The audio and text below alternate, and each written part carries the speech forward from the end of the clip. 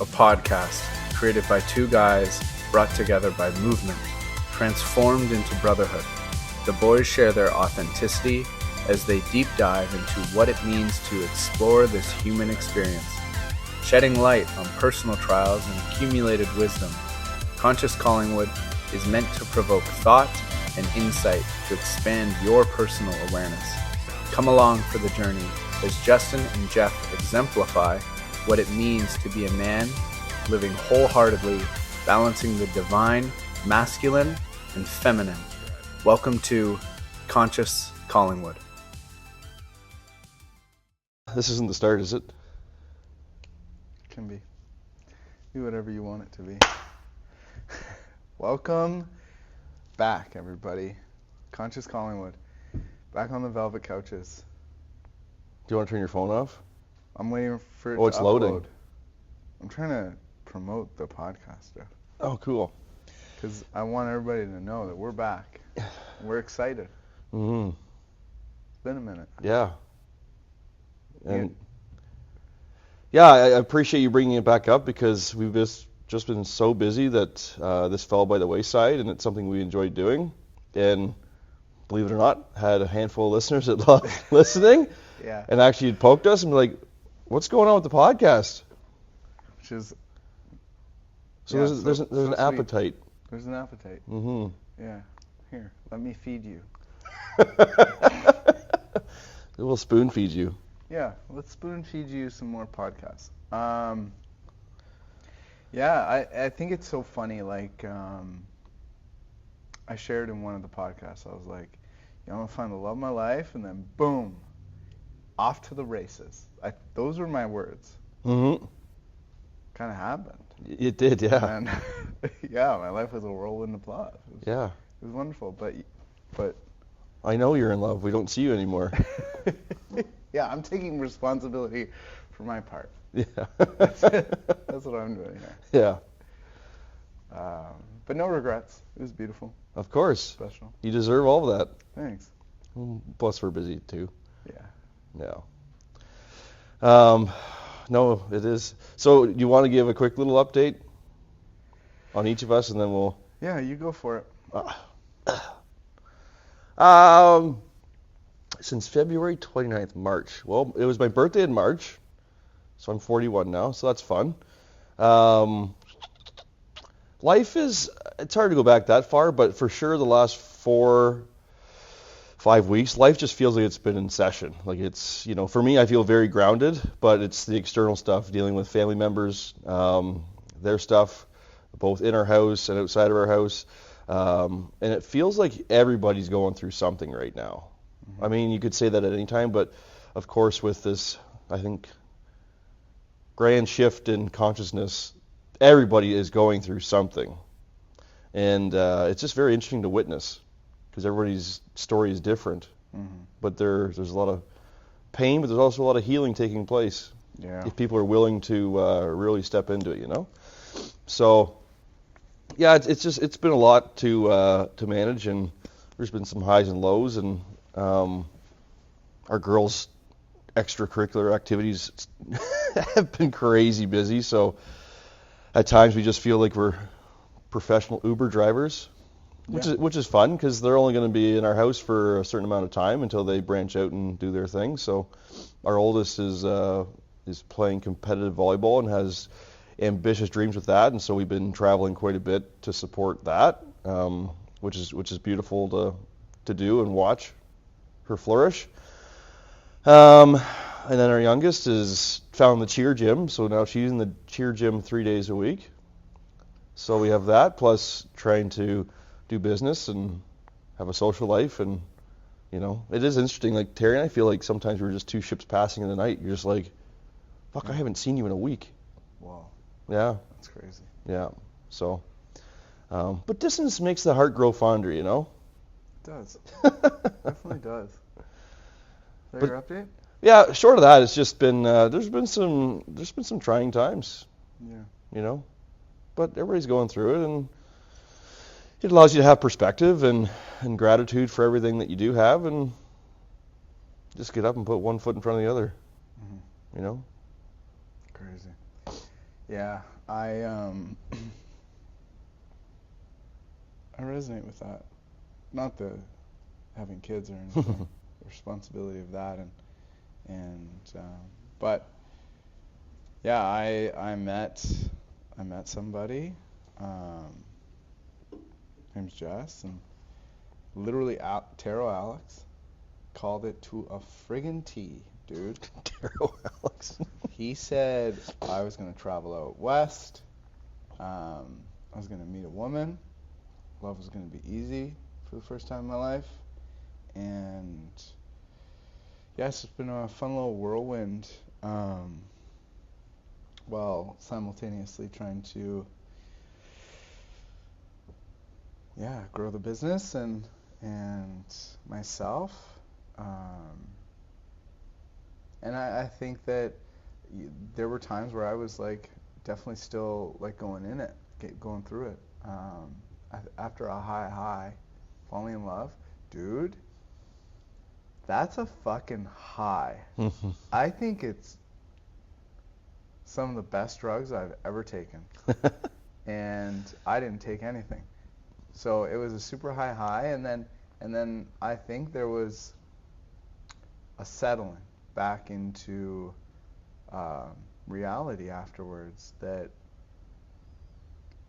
kind of gave me, it's like a spiritual growth journey, honestly. Gave me an opportunity to really reflect and come back into my purpose and what I really want to share with the world and get how I want to give back and how I want to live my life each day. Because I was alone for 2 years, and it's a journey, like integrating somebody into your life after one. I'm very comfortable being alone, so yeah. Yeah, it's been a while since that happened to me in the sense of meeting Terry and whatnot. But yeah, I can't imagine being alone for a couple of years there and then that high, and then because you're traveling and you guys are having fun together and obviously spending as much time as you can with each other, and then yeah, you got to get back to reality to some degree. Mm-hmm. Yeah, so very interesting times. Mm-hmm. Lovely times. Yeah. Worth it, and comes with its challenges too, just like life. Yeah. All of its complexities. Yeah, I mean, you speak of it a lot in your classes, and I hear it from there, and I witness it in my own life, and plus other things I'll listen to, call them spiritual gurus, and it's the duality of life, the polarity, right? And it's I wouldn't say you're trying to find neutrality, but it's living with both at the same time. Mm-hmm. So being high in your relationship, but also being, in it in your business, trying to grow the business and be in life and everything. And that's where I feel like I'm at. I'm just, especially as I was alluding to the last 4 or 5 weeks, like I feel like I have this ability now to stand back from 30,000 feet and see what's going on. Like I can almost see it in slow motion. And I don't know, just witness it for what it is and not get too out of control and not get too emotional, but get emotional enough that I can have compassion and empathy for those that are going through it, And I'm not sitting here going, oh, I got life figured out. That's not it. But in certain situations, it feels like I'm very balanced and can hold that, masculine energy and support. And it feels good to have done so much work and have so much awareness that I can sit there in that neutral position, as opposed to flying off the handle or getting too wrapped up in the storyline, Yeah. I've been doing a lot of reflecting around passion, purpose, because before getting into a new relationship, there was a lot of passion, a lot of purpose. I was becoming something and seeking love. And after getting into the healthiest relationship I've ever been in, there was a fulfillment that came along with that. And then I was in construction for about 13 years, and leaving construction and then starting to what I've come to is I've been more comfortable. Like, I had to work really fucking hard. Drywalling a ceiling ain't no joke. So day after day after day. And now being an entrepreneur, having a little bit of my own schedule, I almost think of it as a retirement season, because I let go of working my ass off physically for 13 years, and the grind and the struggle to being a founder of Everlove, being an entrepreneur, following a passion of helping people and supporting people, and then, you know, creating something of myself as a single man, and the passion that came along with that, and healing parts of me so that I could call in, you know, the right one. So there's a lot of passion, and then finding that relationship that I was seeking, and it was that super high, and then it was like the recalibration of purpose again, because I felt so fulfilled within myself that, and I've noticed this, like, this time in my life where a lot of my life I felt uncomfortable, and I was seeking, and for the first time I was like, oh wow, I got something I wanted for probably my whole life. And the stagnancy that or the fulfillment that comes along with that. So it almost came with a depression the last few weeks, where I've just been, where's the passion, the purpose that I had before, and how do I ignite that from within again? Yeah. Does that make sense? The 100%. I know what you're saying. I mean, this facility here now is we went through our 4th season, and we've been through a lot with it, obviously, and it's to a point now where this was a creative outlet for me, and so now I'm seeking what's next, because as much as I would love to sit here and serve people for the next 30 years, it's not enough. I could be meant for more. The beautiful thing about what you're sharing there is that depression, that feeling, is just misalignment. So you're aware enough to go, something's missing here. Yeah. Depression is the feeling. It could be anxiety, it could be fear, it could be anything, but depression is the energy or the feeling. And it's like, Justin, something's here for you. Like, have a look, buddy. And so you are, and you're like, yeah, I'm missing the passion and purpose in my life. I've got this going on, which is beautiful, but I'm meant for more. Let's get aligned with that, and let's go, you know? And so that's the beauty of that, you know? Yeah, I reflected a lot on this, but, you know, I had a challenging life, a challenging childhood, and I'm a very emotional person, and I've gone through, I wouldn't say I went through the feelings of depression, sadness, but I always thought of it as a driver of, you know, you gotta seek your path, like, let's recalibrate, let's get passionate again. So yeah, it's a very interesting emotion. It's a driver, as long as you don't allow it to take you down. But that's why I say, you know, tame the mind through the body, because the mind will fuck you up. Yeah. Does it feel at all like you're starting over, like you've lost momentum in that? So it's like, that's a hard part too of it all, is that you have to kind of start over? Or no? It's like feeling like dead in the water. There's no wind. That's what it feels like. You're just sitting in the sun. You know, I feel, Wilson! I just feel, there's no wind in the sails, and you're hoping that wind comes, and it just doesn't, and it's a very interesting feeling. You're trying to ignite the passion, and it's just not coming, and you have expectations on you. Yeah. And it's interesting being in almost like that state. But it's like you filled in your grid, because you know, before Jess, and going through all you went through, like when it comes to the studio, you've created all these classes, Mm-hmm. and you've you helped establish the community, and it's still growing, but there's a really solid foundation there. So I mean, I don't know how many classes more you're going to build, but it's like you filled in that part of the grid, right?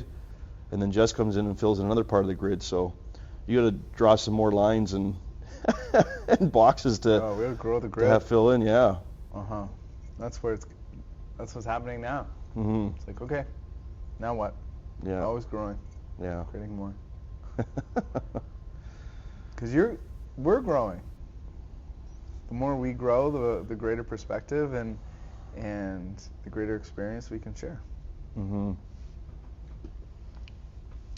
Yeah, I can appreciate all of what you're saying there.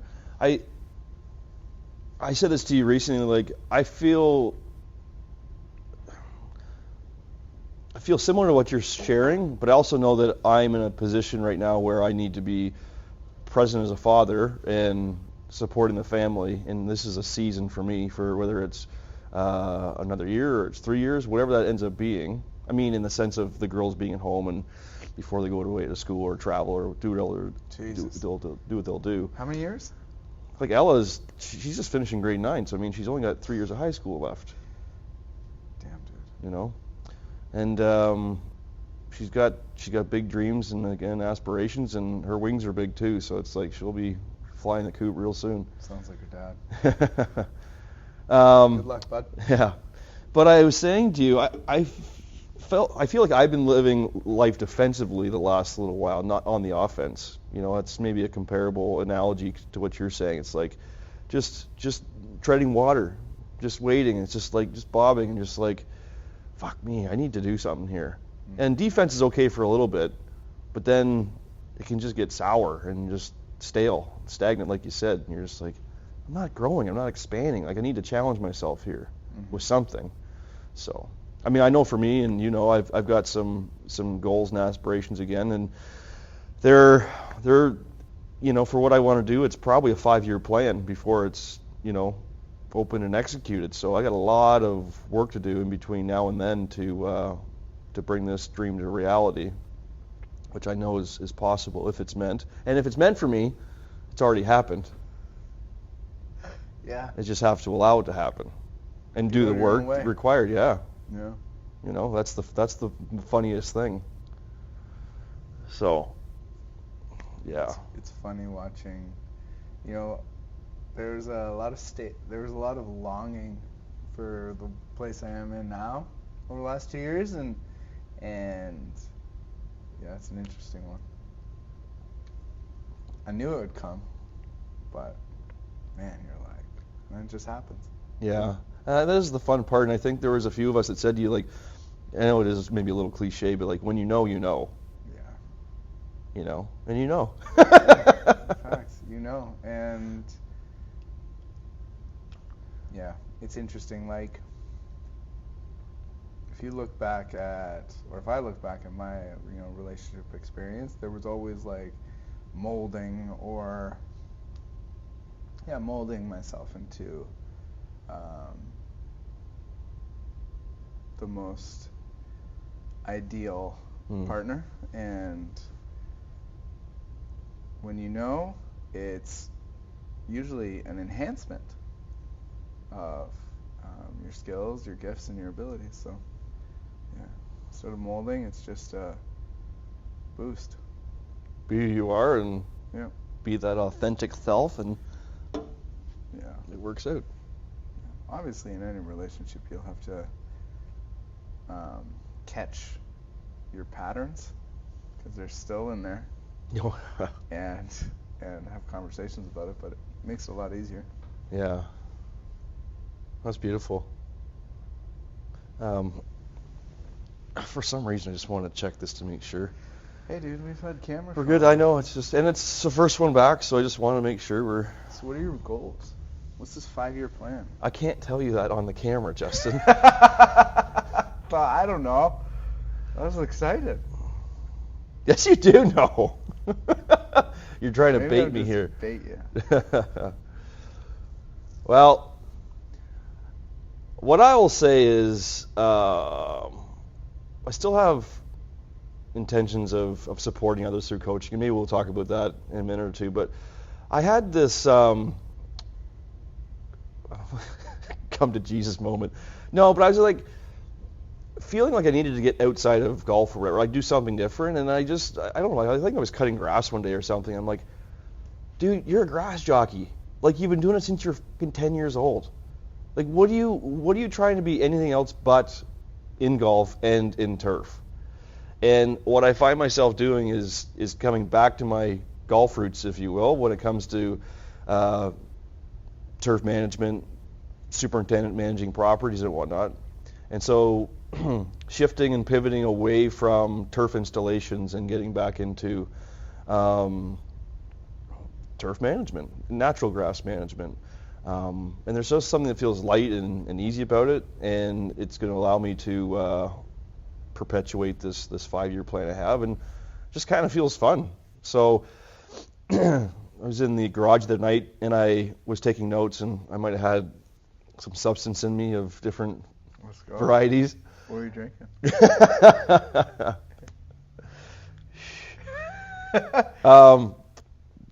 Just some booze, alcohol, probably beers.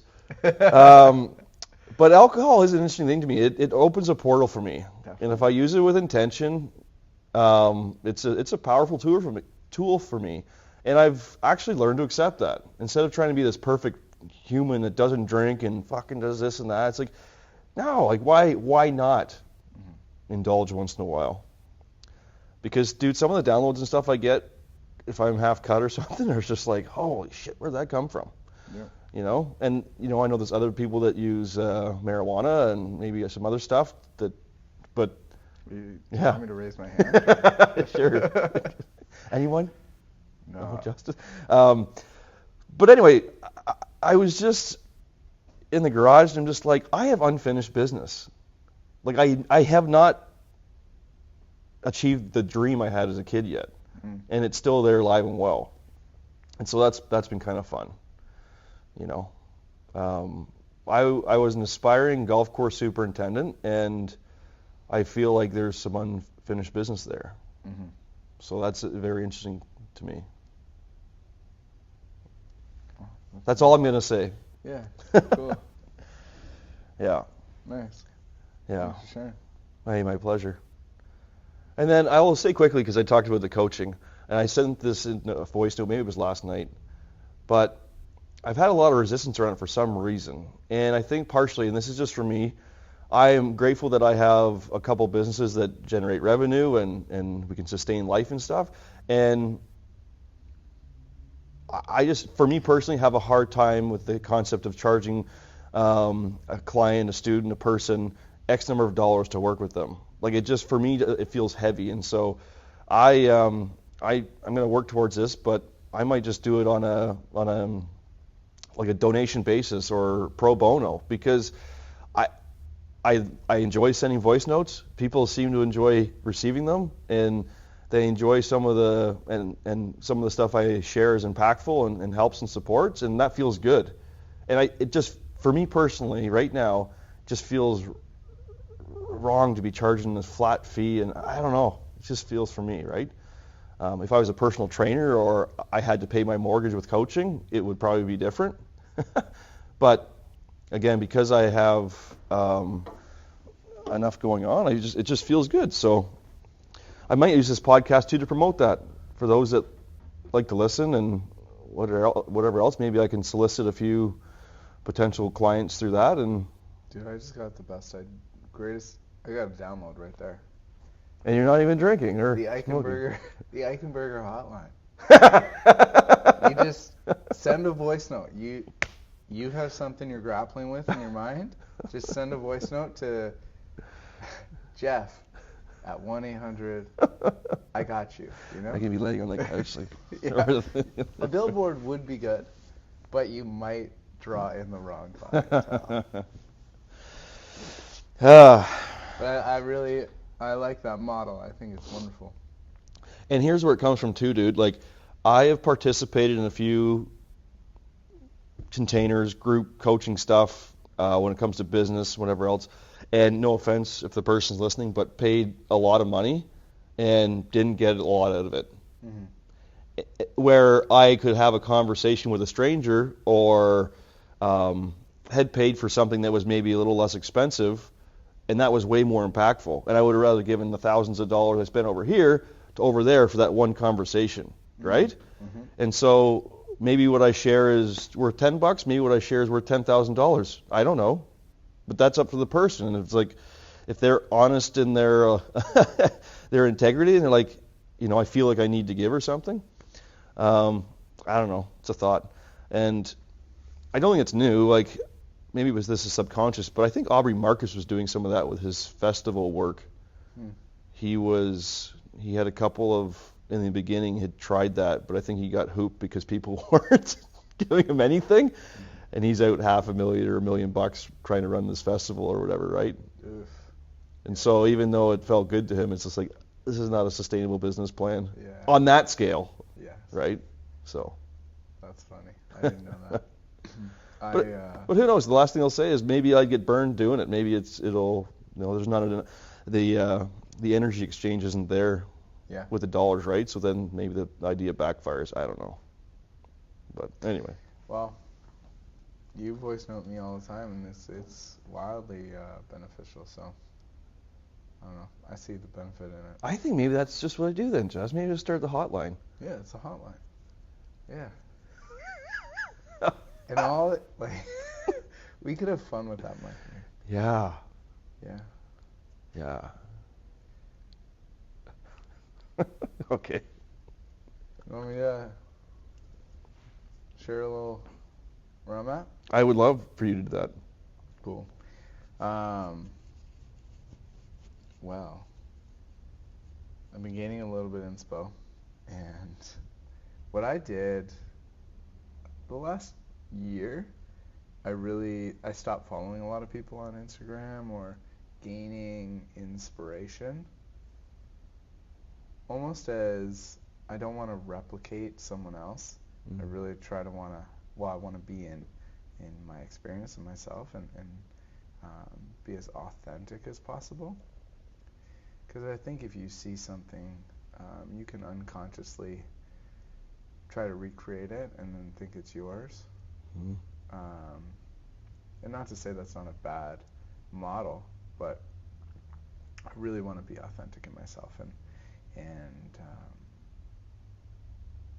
one of the phenomenal things about Jess is she has really supported me in the cultivation of like the back end and the marketing stuff, and how to get like direct people efficiently into purchasing like an online course or something similar just through my Instagram. And one thing that my dream is really to help as many people as possible and create sustainable fitness and lifestyle. And it's so funny. She's like, well, I know that I have a lot in my head, and it really only comes out in conversation with people. But that's, go back to the roots, the simplicity of health coaching, fitness coaching. So whether that's designing exercise programs online, making, I want to teach people how to move and feel their best. So make it fun. Kettlebells, maces, dumbbells, body weight, Swiss balls, just all the ridiculous fun things, and make it for a good price. I notice a lot of coaches charge a high ticket value for their programs, and I think that can block them from really sharing the love. So I love that phrase. It's used so much. High ticket item, high ticket sale, high ticket course. High ticket course. Like, holy fuck, these personal development coaches, they charge an arm and a leg for an experience. Not to say it's not worth it, but I don't know. Is the value really there? I would question That's what I'm sharing with you, dude. It's like, how Mother Teresa didn't fucking charge anything when she's in the street supporting people and loving and everything else that she did. So the thing that, not to hijack your share here, but the thing that gets me under my triggered. I am. But it's like someone like Tony Robbins. I love Tony Robbins' message, but he uses fucking psychological maneuvers to get you to sign up for his stuff. Mm-hmm. And he'd probably admit that. And I've signed up for some of his stuff just to see the information that's coming in and whatever else. But when you get their emails and just the language they use, and they put pressure on you about timelines, you got to sign up by now, and get on this waiting list. Like, it's just, there's always this, it just feels icky. Just this manipulation of people that are probably struggling, and they're taking advantage of that to get, and you start doing the math of how many people show up to Tony's courses and stuff, and you're like, holy fuck, it's millions and millions and millions of dollars, right? And I'm not, and he would say this too, and I've heard him say it, like, there has to be the energy exchange. You just can't give it away. And he gives a lot away, don't get me wrong, but still, just in some of the situations that they present, just the angle they use, I just don't, it just doesn't align with me, at least, to what you're saying about people that charge a lot of money for. Charge a lot of money for something that, if you're struggling like that, I'd almost say, like, you need more support. Probably. Yeah. To really work through things. It's a hard road alone. And when I've excelled in my life, it was because I was coaching, being coached in, the Czech Institute, gaining education, being around and be around Ariana and Dan and those people that really and yourself, people that ask the bigger questions and really participate in life and believe in bigger dreams. And there's a part of me that I want to inspire and empower people. But it's that, how do I do it best? Yeah. That's what I've been wrestling with a lot lately. And like maybe some people in your position do too, it's keeping the cost down but driving volume, right? Yeah. And that way you can impact more people. That's the mission. Help as many people as possible. Now, one realization I do have is I'm not a hand holder. Mm-hmm. If somebody, and it's probably why I want to move away from like one-on-one coaching, in-person stuff, because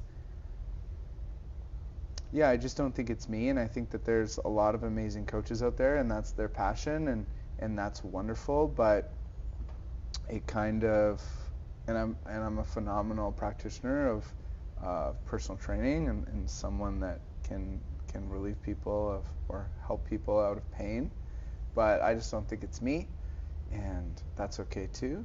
But if I can support people with my methodologies and my training through an online platform, I think that would be most beneficial and free up my time to support people in bigger ways. I have something I'm really stoked about. So, have you ever heard of an adventure race? I think so. Enlighten us. Well, Caitlin Cavender's husband, Scott. Oh, yeah, okay, yeah. So he did World's Toughest Race. It's an adventure race on the island of Fiji. This is Tony's Island? No. Sorry, it's the race to shave his chin. He's got a monstrous chin on him, but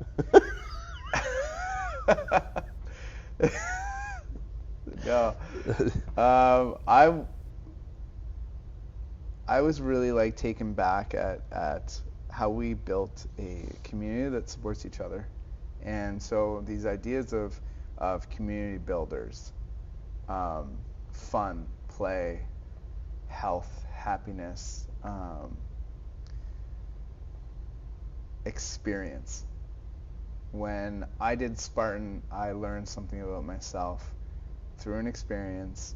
It inspired me to live a certain way, to participate in exercise and something, yeah, like a higher self archetype. And so I have this idea to create an adventure race where it'll be local to Collingwood, but it brings teams together, teams of 4 or 6, I can't, not 100% sure, but teams of 4 or 6 to participate in, obviously there's going to be a physical aspect of it. It's got to test you a little bit. Collect, certain items, and it's a race around Collingwood, and then at the end we all come together and yeah, mind puzzles, just like, yeah, something fun. That's cool, where dude. I really want to direct my energy, so. Good for you. Yeah, multiple avenues, but just want to figure out how to help people the best I possibly can, and whether that's, I know my greatest impact is in person.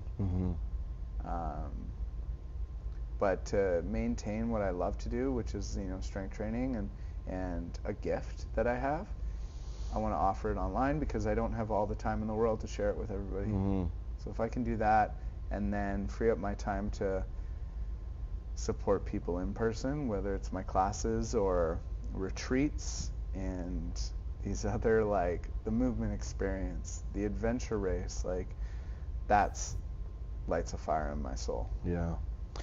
And I can see where that fuel comes from because we know people that have experienced the movement experience and something like Ariana's Purpose Quest, and a lot comes out of those for people, and it changes their lives. Like, even our friend Alex there, the movement experience was a big shift for him.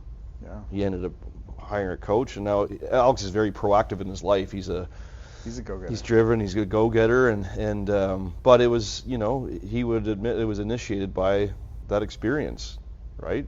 And all that comes out of that, and even his partner. Not to divulge all this, but like Nick is in great shape.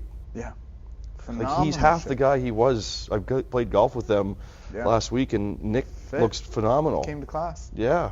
Form's spot on. Yeah. He's been killing it. So, what's that worth? Exactly. And it's funny, Ariana and I had this conversation the other day. You don't understand the value of a retreat until you do one. And, there's a lot of people offering retreats. And I do think that it's because of the impact, but it's almost a hard sell because you're selling to someone, like you're trying to convince somebody of the impact that it'll have on their life. But and the power of any retreat is taking you out of your life, which you have patterns that are quite unconscious. So if you can pull yourself out of your reality and place you in a new reality where there's nothing but potential and opportunity, that's the greatest shift. Now, I've had conversations as well of like, there needs to be a better integration process because you'll lose it quick if you don't have that passion like Alex does. So are you insinuating you do some sort of like accountability follow up, or there's a component, or finding a way? In my mind. Oh yeah. It's just something I've been grappling with in my mind. It's like, we want to help people, but I don't want to help somebody and then leave them high and dry and be like, figure it out. Yeah. Thanks for coming. Yeah.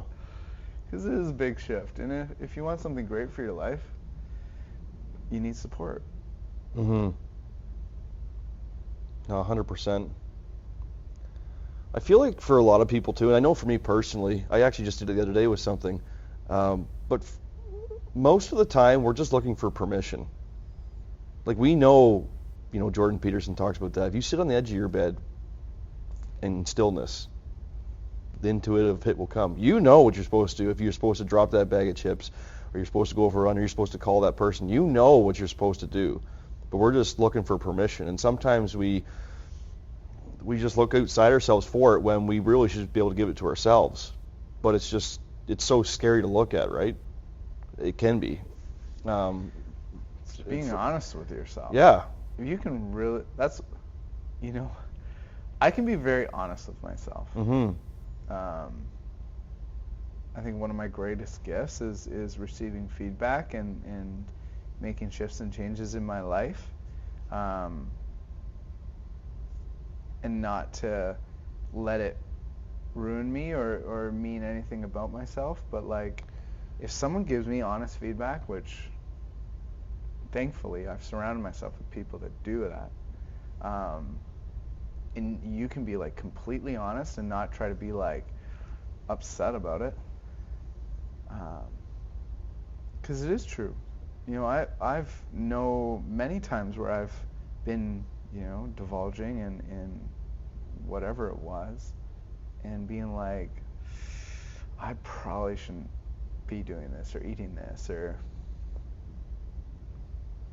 enough is enough. Yeah. But it's the lack of like honesty with myself. Mm-hmm. It's a part of me that I'm not trying to see, I'm avoiding.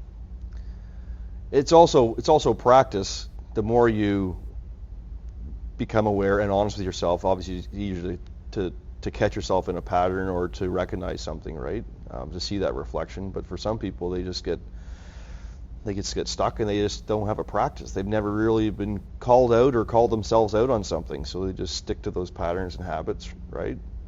If you don't sit in stillness long enough, you don't realize the power of yourself. Mm-hmm. You're constantly living defensively. Yeah. Or you're chasing something and avoiding. I see this a lot with people that work really hard, is eventually they have to sit with themselves, and it's very uncomfortable. You mean like work out physically, or work out just in life, like they're just grinding in business? They're grinding. Yeah. Yeah. It's all they ever knew. It's very masculine. And then when they, sit with themselves, it's like, holy fuck, I haven't been honest with myself. Mm-hmm. I was just chasing something that I thought would make me happy, or I was trying to please somebody because I had this pressure. Yeah. Been there. Same. But guilty. And heading back to the intention, this is, obviously we're coming back, and it's an exciting time for both of us. It was a hard time not spending time with you, because you are, one of my best friends and one of my greatest teachers. Oh, that's kind. Yeah. But we want to bring a little bit more intentionality. I like the second one podcast. better than the first one. What? Being a teacher as opposed to your friend. I'm just kidding. Come on, man. No, that's kind to hear. Yeah, of course. And likewise, vice versa. Yeah. Well, thanks for stroking me. Yeah. On the velvet couch. Giddy. But yeah, bringing more intentionality. I talk a lot about the 6 foundation principles. I learned a lot from Paul Chek and using that knowledge really to support people along their journey. I think we could have a greater impact on the podcast. Obviously, we love to shoot the shit and go down different thought roads that arise, and when we gain inspiration, and that's all fine and dandy, but to explore the potential of what this podcast can be, and support it can have for others. Yeah, I like that. Yeah, and like your education and your own wisdom you've accumulated, I feel the same way. And I think every athlete says that their sport is the greatest metaphor, but of life. But for me, golf, like, I don't know if there is a comparable. Like, when I lay out what golf is, and I just think it's a sincere metaphor, and I've kind of started to structure a course around that. And I think that's maybe the path I'll go down when we share with intention, is just, the different avenues and the different pillars that I've come up with, and again, comparing it to the sport of golf. And for me, it just provides a physical representation or an example, right? And then just able to connect this thought to this, real life experience, and that's an interesting thought. So I don't know if it makes any sense or not, but it does to me, and it kind of excites me because it's kind of. Can we call it a golf course? Yeah. Superintendent, his dreams have come true. Yeah, that's the one thing I wrote down the other day. Is like, you got to be the superintendent of your life. Facts. You got to take care of this, right? And maintain your green. Yeah.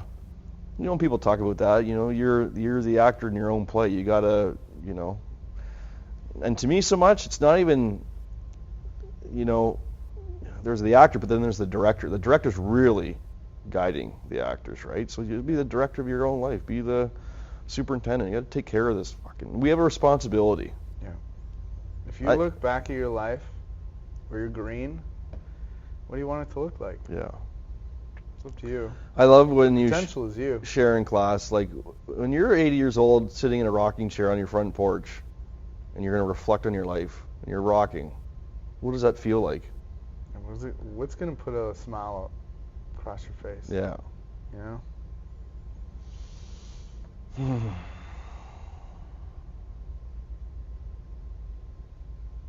Deep, man.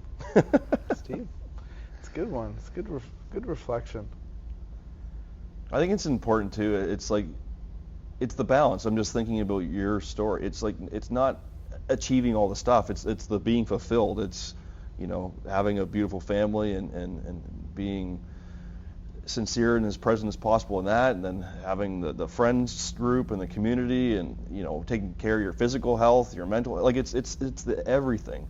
It's maybe really not all the things you achieved. It's just I think the foundation that you created for yourself to enjoy life.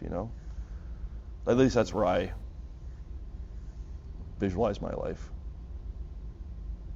Absolutely. Same. Yeah, next, I want to have a family and participate in this life fully, and dude, when we were at possible. Everlove's, your guys' Father's Day. Do you want to have another kid? Nope. Huh.